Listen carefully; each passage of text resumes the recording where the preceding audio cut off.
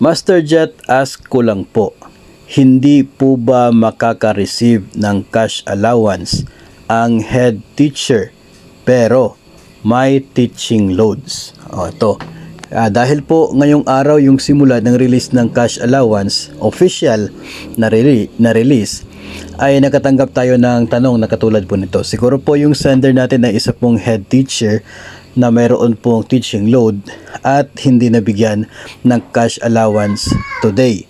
Okay? So ito po, itong sasagot ko po dito ay base po sa pagkakaintindi ko sa mga guidelines ng cash allowance.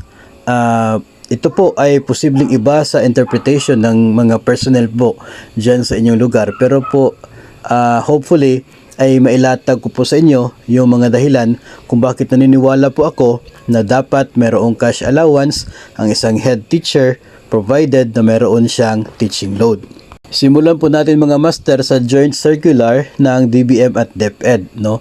Ito ay tungkol sa cash allowance at ang sinasabi dito sa coverage, this circular shall cover all, lahat po ng mga permanent and provisional public school teachers. Teachers po sila ha, as defined under Section 2 ng Republic Act 4670 or Magna Carta for Public School Teachers, including yung mga ALS mobile teachers, ALS coordinators sa lahat ng mga public, junior, and senior high schools, elementary, maging sa mga community learning centers who are in service in the DepEd for the current school year and assigned with at least one teaching load. So wala tayong problema dito sa one teaching load kasi sinasabi mismo ng ating sender na yung head teacher na kanya pong tinatanong ay mayroong teaching loads. Ngayon dito po tayo sa sinasabi ng coverage na ito ay para sa lahat ng mga permanent and provisional public school teachers as defined sa Republic Act 4670. Ngayon tingnan po natin ano po yung sinasabi ng Section 2 ng Republic Act 4670 o Magna Carta for Teachers. Sabi po dito sa Section 2, Republic Act 4670, ito po yung Magna Carta for Teacher. Ang teacher daw mga master na term shall mean all persons engaged in classroom teaching, okay? Classroom teaching ha, in any level of instruction, on full-time basis, including guidance counselors, school librarians, industrial arts or vocational instructors, and all other persons performing supervisory and or administrative functions in all schools, colleges and universities operated by government or its political subdivisions, but shall not include school nurses, physicians, dentists, and other school employees. Ngayon, dito po sa guidelines ng cash allowance, lahat po ng mga guro na sinasabi dito sa Section 2 na ito. Lahat ng guro na tinutukoy ng Section 2 na ito basta mayroon po silang teaching load. Ngayon, ang tanong, ang mga head teachers ba ay kabilang sa teacher na term na tinutukoy ng Section 2 ng Republic Act 4670 or Magna Carta for Teacher? Pwede na itong mga head teacher na ito ay nasa dito lamang po sa supervisory or administrative functions. Pwedeng doon yung head teacher doon sila included pero they are still considered as teacher under the Magna Carta for Teachers.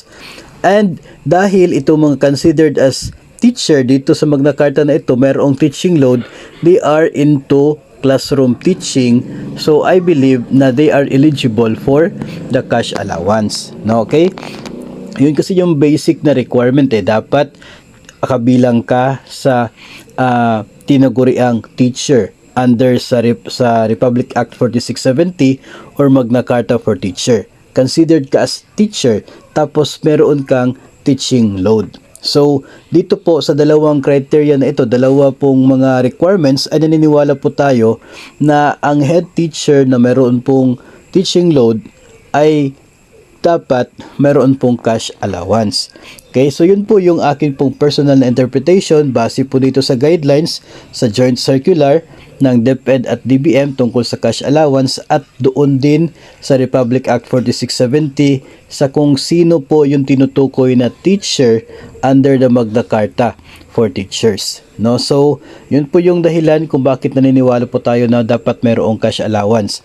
Ngayon, if ever ikaw po ay isang head teacher tapos mayroon kang teaching load tapos hindi ka nabigyan ng cash allowance, then maybe you have the right to ask for some reasons kung bakit hindi ka kabilang sa binigyan ng cash allowance dahil unang-una, ikaw ay mayroon namang teaching load at pangalawa, kabilang ka naman doon sa described as teacher under the Magna Carta for Teachers na siya pong dalawang basic requirements para po dito sa eligibility ng cash allowance. So, yun po ang atin pong sagot dito po sa tanong na ito, kung talaga bang walang cash allowance sa mga head teachers na mayroong teaching load. Ang sagot ko po, personal ko po opinion base sa atin pong diniscuss dito, ay dapat eligible po kayo na mayroon pong matatanggap na cash allowance. So kayo po mga master, ano po ang inyong opinion at komento po tungkol sa tanong na ito, kung dapat ba talagang walang cash allowance o dapat bang meron ang mga head teachers provided na meron po silang teaching load? Ipaabot na po yan sa comment section ng ating video.